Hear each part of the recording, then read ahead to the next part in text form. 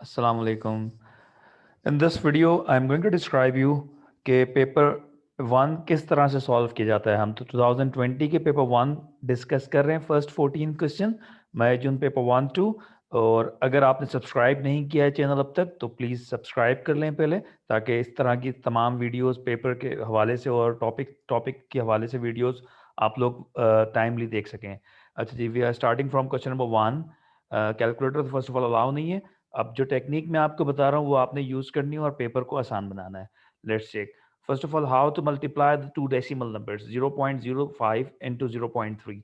So what you need to do, आपने इसको पहले फ्रैक्शन में कन्वर्ट कर देना है। क्या करोगे? डेसिमल हटाओगे, remove the decimal, put one in the denominator. अगर न्यूमरेटर से डेसिमल हटा रहे हो तो डिनोमिनेटर में वन लगाओगे, और अगर डिनोमिनेटर से डेसिमल हटाओगे तो न्यूमरेटर में वन लगाओगे। उसके बाद दो डिजिट है, put two zeros. Then second number में डेसिमल हटाया, नीचे वन लगाया, एक डिजिट है, एक zero. Now it become 5/100 and 3/10। Multiplying them, 5 3 जा 15, न्यूमरेटर न्यूमरेटर से मल्टीप्लाई होता है और डिनोमिनेटर डिनोमिनेटर से।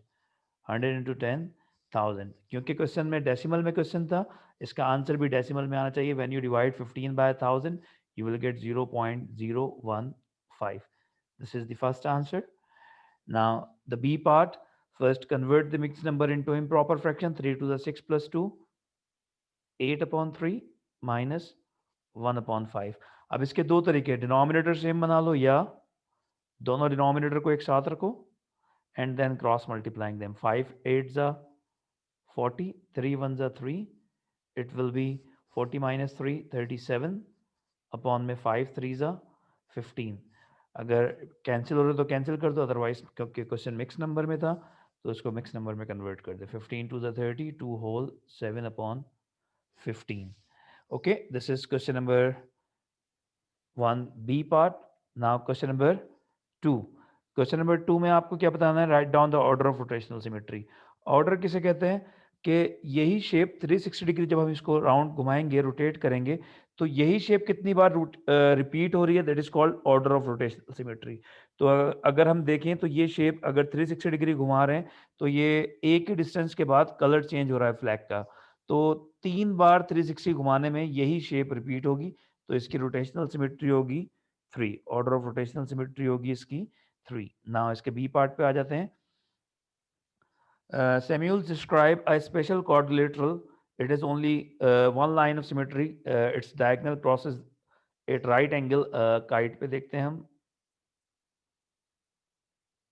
क्योंकि स्क्वायर की 4 लाइन ऑफ सिमेट्री होती है, आपके पास रेक्टेंगल की 2 लाइन ऑफ सिमेट्री होती है, रोम्बस की 9 लाइन ऑफ सिमेट्री होती है।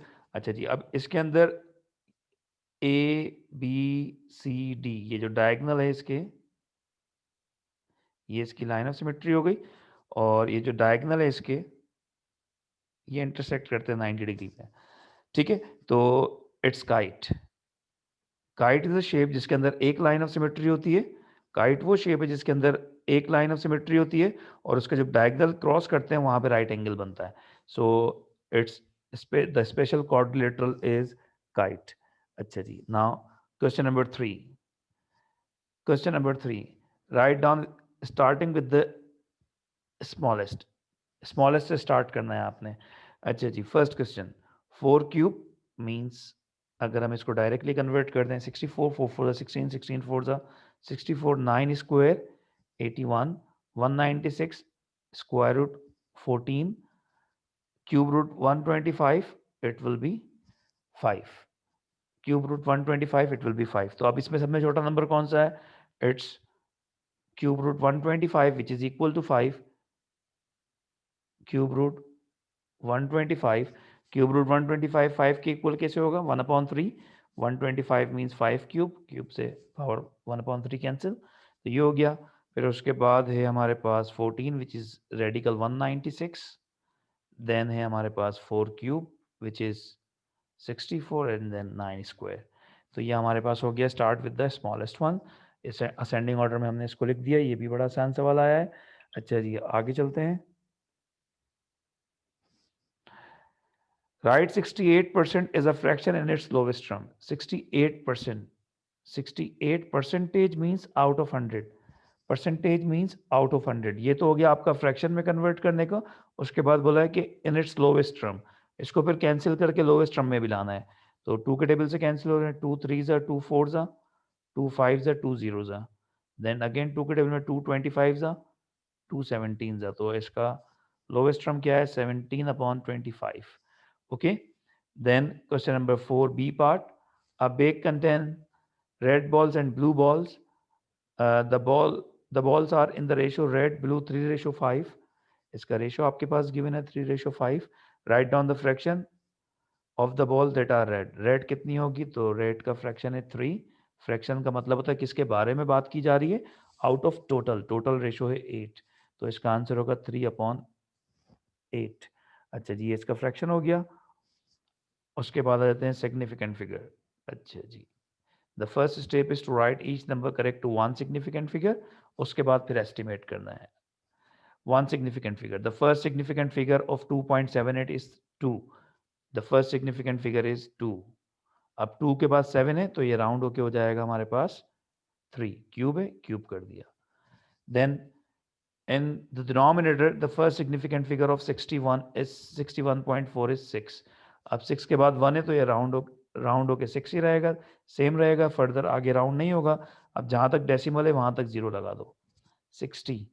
Then in the third number the first significant figure is 8। अब उसके बाद वाला डिजिट 9 है, मीन्स 5 से बड़ा है, तो ये राउंड होके हो जाएगा 0.9। 8 के बाद 9 है, एक डिजिट बढ़ जाएगा, इट बिकम 0.9। तीनों नंबर को वन सिग्निफिकेंट फिगर में कन्वर्ट कर दिया। अब इसको सॉल्व करते हैं। 3 cube means 27, 60। As I told you, decimal हटाऊंगा, न्यूमरेटर से डेसिमल हटाया तो डिनोमिनेटर में 1 लगाया था, डिनोमिनेटर से डेसिमल हटाऊंगा तो न्यूमरेटर में 1 लगाऊंगा। उसके बाद एक डेसिमल डिजिट है, एक 0 आ जाएगा। So it will B 270, 27 into 10 270, 60 into 9। Okay, 0 से 0 कैंसिल। उसके बाद आ जाता है हमारे पास 9 1 जा 9 3 जा, देन 3 1 जा 3 2 जा। Answer is estimated equal to 1/2 और 0.5। ये हो गया 2 मार्क का क्वेश्चन आपका। इसी तरह से हमारे पास आता है इसके बाद 1/2 या 0.5। अच्छा जी, question number 6, pie chart is given to you about the number of goals scored by each player in a football club. Write down the model class. Model class means the most repeated number। अब इसमें सबसे ज़्यादा degree जो है ये 90 degree है, ये 135 degree है, 72 है। ये कितना होगा, ओब्वियसली हमें नज़र आ रहा है कि 90 से छोटा है। तो इसमें सबसे ज़्यादा जो गोल्स हो रहे हैं, वो जो सबसे ज़्यादा एंगल आ रहा है वो 135 डिग्री आ रहा है। तो वो किस नंबर पे आ रहा है, 0 to 5। तो ये हमारा मोड एवरेज 0 to 5 गोल है। Okay, then 8 of the player each scored 11 to 15 goals. 8 players ऐसे हैं जिन्होंने 11 to 15 गोल्स किए। अब 8 प्लेयर्स जो 11 to 15 वाले हैं उसमें कितने डिग्री को रिप्रेजेंट कर रहे हैं, 8 प्लेयर्स रिप्रेजेंट कर रहे हैं 72 डिग्री को। 72 degree is representing 8 players. Then work out the total number of players. तो टोटल पाई चार्ट की बात कर रहा है। टोटल नंबर ऑफ प्लेयर्स मतलब पूरे पाई चार्ट में कितने प्लेयर्स इस गेम के अंदर होंगे, तो ये मालूम करना है इसने। तो टोटल प्लेयर्स मतलब total pie chart. Total pie chart means 360 degree is equal to x. अब रेशियो बना लेते हैं। 72 into x is equal to 8 into 360। x is equal to 8 into 360 divided by 72। 72 ones are 72 fives are 360, 8 fives are 40। तो total 40 players हैं। Total कितने players हैं, 40 players हैं। ये हो गया 6 का बी पार्ट। देन 7 का ए पार्ट, फैक्टराइज। अच्छा जी, फैक्टराइज मीन्स टू क्लोज। अब इसमें आप लोगों ने क्या करना है, कॉमन लेके पेयर बना के कॉमन लेंगे। 4 टर्म है, पेयर बना के कॉमन लेते हैं। लेट्स से 5 कॉमन, 5 और 15 दोनों एक टेबल में आते हैं। रिमेनिंग 5 3 और माइनस एक्स। अच्छा जी, अब इन दोनों में क्या कॉमन है, इसमें कॉमन है +2 कॉमन है, बस 2 कॉमन है और सिर्फ 2 कॉमन है। और y कॉमन है, 2 एंड y, 2 कॉमन है और y भी दोनों में, 2y कॉमन है, रिमेनिंग आपके पास -x और 2 3 ज़ा 6, y कॉमन आ गया, बचा a. Now look at the two brackets, 3a minus x, 3a minus x, 3a minus x, brackets are common, so take 3a minus x common, remaining 5 plus 2y. ये हमने इसको close कर दिया, ये इसका answer हो गया 2 मार्क्स का. Then question number 8. Question number 8 में आपके पास स्कैटर डायग्राम गिवन है. आपने सबसे पहले क्या करना है, what type of correlation shown by the scatter diagram. अच्छा जी, अब स्कैटर डायग्राम में पॉइंट से आइडिया लगाते हैं, आपकी पॉइंट्स की डायरेक्शन क्या है, वो बताता है कि पॉजिटिव कोरिलेशन है या नेगेटिव कोरिलेशन है. अगर पॉइंट्स की डायरेक्शन राइजिंग होती है लेफ्ट टू राइट, अगर लेफ्ट टू राइट राइजिंग होती है जैसे मैं अभी बना रहा हूँ, तो ये पॉजिटिव कोरिलेशन को शो करता है.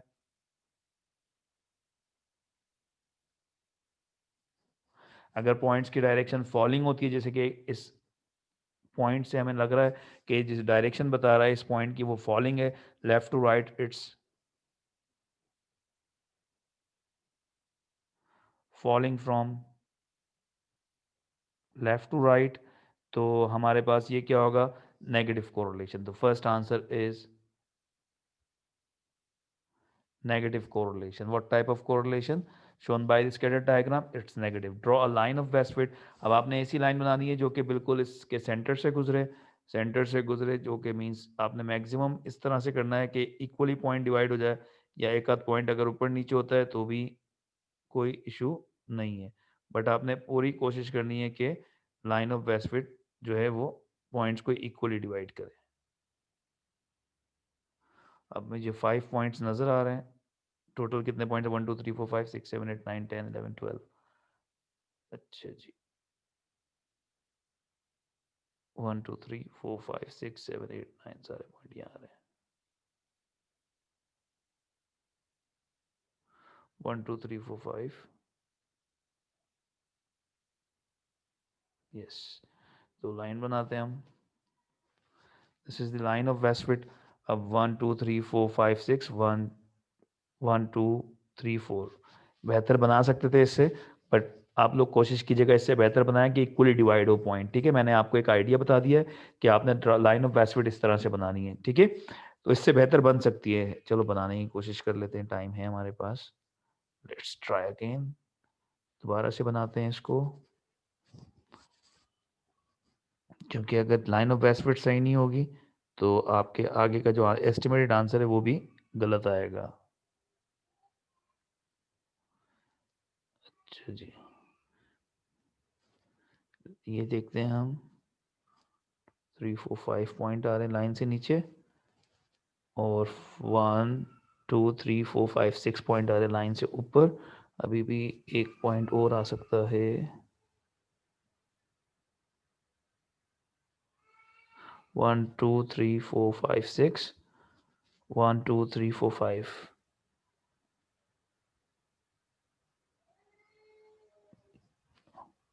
थोड़ा सा नीचे की तरफ. ठीक है, ये आ गए 1 2 3 4 5, 1 2 3 4 5, 1 2 3 4 5 6. ठीक है, इट्स फाइन. तो ये हमारे पास लाइन ऑफ वेस्ट फिट आ गई. अगर line of best fit correct होगी तो हमारे पास जो है जो नेक्स्ट आंसर होगा, एस्टिमेटेड आंसर, वो रेंज में आएगा. अदरवाइज हमारा जो नेक्स्ट आंसर होगा वो रेंज में नहीं आएगा. लेट्स चेक हमारा नेक्स्ट आंसर रेंज में आता है कि नहीं. नेक्स्ट क्वेश्चन है, the height of another person is 175 centimetre. Height आपके पास एक्स एक्सिस में है, और use your line of best fit, walk 100 metre. अच्छा जी, अब देखते हैं कि उसमें क्या आंसर आता है उसकी वॉक को. 175 सेंटीमीटर पे, 175 इज ओवर हेयर, 170 और 180 के बीच में इसने कट किया हमारे पास. यहाँ पे इस पॉइंट पे, इस पॉइंट पे x की वैल्यू हमारे पास आ रही है 138. तो हमारे पास आ रही है 138. आंसर चेक करते हैं इसका क्या आ रहा है. इसका आंसर है हमारे पास 136 to 140. It means the line was exact. बिल्कुल बीच में आंसर आ रहा है इसके. इसका मतलब है हमारी जो लाइन ऑफ बेस्ट फिट थी वो बिल्कुल एग्जैक्टली एक्यूरेट थी. Okay, then question number 9. The scale drawing shows the position of town A and town B. Find the actual distance in kilometer from town A to town B. इसका scale given है 1 centimetre 10 kilometre. आपने क्या करना है, ए और B का scale से distance measure करना है कि यहाँ से लेके यहाँ तक का स्केल से डिस्टेंस कितना है. जैसे फॉर एग्जांपल अगर स्केल में डिस्टेंस आ रहा है 9 सेंटीमीटर, ठीक है, तो आपने क्या करना है 9 मल्टीप्लाई बाय 10, क्योंकि 1 सेंटीमीटर 10 किलोमीटर को रिप्रेजेंट कर रहा है. तो ये इस तरह से आप लोगों ने एक्यूरेटली मेजर करना है. ठीक है, पहले आपने ए और बी का स्केल से सेंटीमीटर में डिस्टेंस मेजर करना है, फिर उसको 10 से मल्टीप्लाई कर देना है. ओके, तो ये तरीका है आपका एक्चुअल डिस्टेंस फाइंड आउट करने का. अच्छा जी, town C is on a bearing of 140 degree. Town C जो है वो 140 डिग्री के बेरिंग में है from town A. Town C जो है 140, अब मेरे पास डी मैं इसमें यूज़ नहीं कर सकता. Bearing means angle which measure from the north. 140 आपका यहाँ कहीं आएगा, 190 एग्जैक्टली ये होता है, तो 140 आपका यहाँ कहीं आएगा, तो ये 140 का बेरिंग मैंने बना दिया. ठीक है, similarly and on a bearing of 235 from town B, और टाउन बी से 235 के बेरिंग में. ठीक है, तो 235 कहाँ होगा, ये एग्जैक्टली स्ट्रेट लाइन जो होती है वो 180 की होती है. तो 235 मतलब नॉर्थ बी के नॉर्थ से 235 यहाँ कहीं आएगा. ठीक है, 235 डिग्री, तो आपने यहाँ पे 235 डिग्री का एंगल बनाना है. अब ये दोनों जहाँ पे इंटरसेक्ट करेंगे वो जो होगा वो पॉइंट सी होगा. ठीक है, आपने इस तरह से पॉइंट सी निकालना है. It's of 2 marks. Mark the position of town C on the scale drawing. आपने यहाँ पे मार्क करना है पॉइंट सी. अच्छा जी, then question number 10. Bilal goes for a cycle ride. He start at 3 p.m. He finishes at 5:30. 8 start किया 3 बजे, 3 p.m. और फिनिश किया 5:38 p.m. टोटल उसने रेस्ट कितना किया, 25 minute during the ride. Work out how long in hours and minutes he spend on cycling. Cycling में कितना time लगा, तो जो उसने रेस्ट किया वो मैं डायरेक्टली पहले ही माइनस कर देता हूँ. 25 मिनट मैंने इसमें से कम कर दिया, तो इसका मतलब है उसकी अगर रेस्ट नहीं करता तो उसकी साइकिलिंग कंप्लीट हो जाती. 8 में से 5 गया 3, 3 में से 2 गया 1, 5:13 पे. तो 5:13 पे उसकी साइकिलिंग ख़त्म हो जाती है अगर वो रेस्ट नहीं करता, और स्टार्ट कब हुई थी, 3 PM पे. तो कितने देर उसने साइकिलिंग की, 3 माइनस 0 3, 1 माइनस 0 1, 5 माइनस 3 2, तो it means 2 hours 13 minute. 2 hours 13 minute उसने साइकिलिंग की. अच्छा जी, तो नेक्स्ट है आपके पास क्वेश्चन नंबर 10 का B part.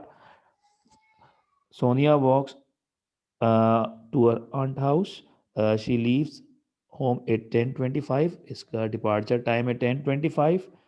She walks a total of 12 kilometre. Speed उसकी 5 kilometre per hour. Distance 12 kilometre, speed 5 kilometre per hour. Work out the time Sonia arrive at her aunt house. कब वो अपने आंटी के घर पे पहुंची, तो पहले हम टाइम निकाल लेते हैं कि जर्नी का टाइम कितना था उसका. जब टाइम कैसे निकालते हैं, the formula is distance upon speed. Distance उसका 12 किलोमीटर था, स्पीड उसकी 5 किलोमीटर पर आवर थी. जब डिस्टेंस किलोमीटर में होता है, स्पीड किलोमीटर पर आवर में होता है, तो टाइम आवर्स में आता है. तो जब मैं 12 को 5 से डिवाइड करूंगा, it will B 2.4 hours. 2.4 hours means 2 hours.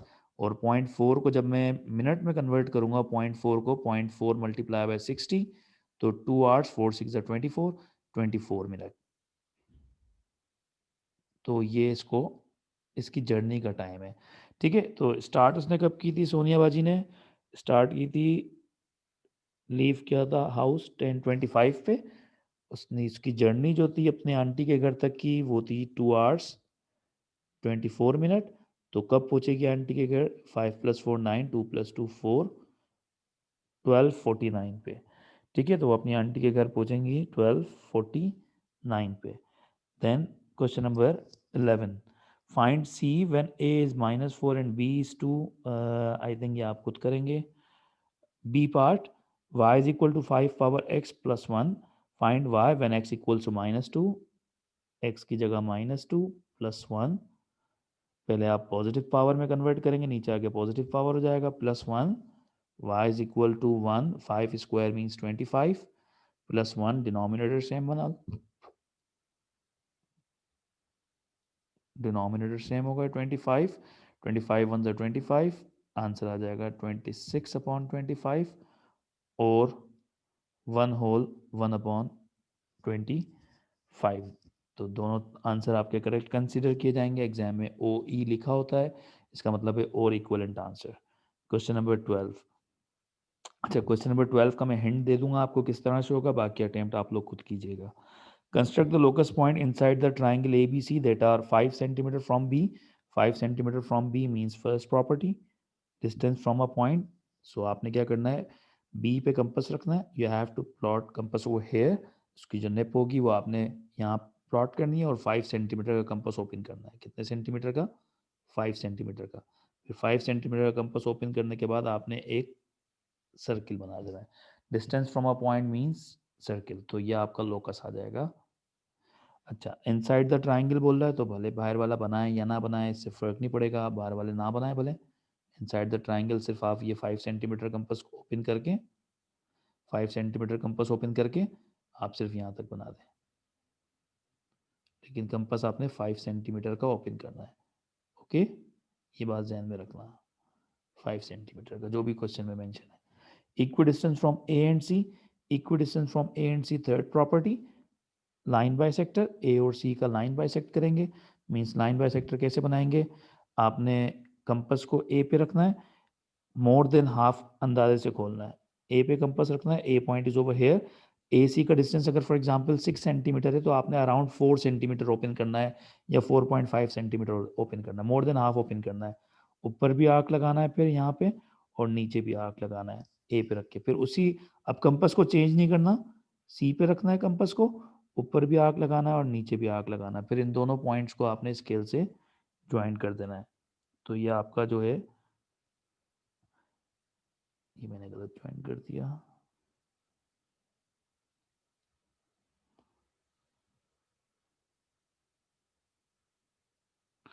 ये मैं एक रैंडम पिक्चर बना रहा हूँ, आपने एक्यूरेटली पिक्चर बनानी है अकॉर्डिंग टू दी कंडीशन जो मैं बता रहा हूँ, इस तरह से आपने एक्यूरेट बनानी है। अब थोड़ा थोड़ा हिल रहा है, आप देख लीजिएगा, ये पॉइंट यहाँ से गुजरेगा। ओके, बल्कि यार सही बना दो।